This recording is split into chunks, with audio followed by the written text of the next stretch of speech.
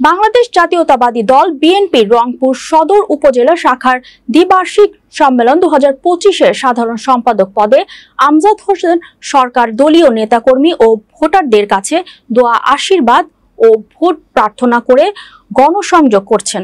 রংপুর প্রতিনিধি জিরারুল ইসলাম জিয়ামের তথ্যচিত্রে desk report.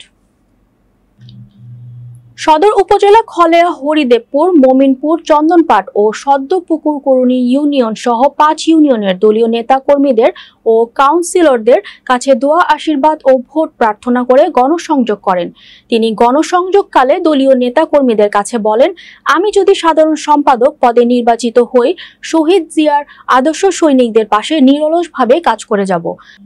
আর আমাকে জনাব তারেক রহমানের 31 দফা বাস্তবায়নে এবং দলকে সুগঠিত ও শক্তিশালী করা ও ইউনিয়ন বিএনপির একনিষ্ঠ কর্মীদের ও সাধারণ মানুষের সত্যের পক্ষে ন্যায্য কথা বলার সুযোগ করে দিন।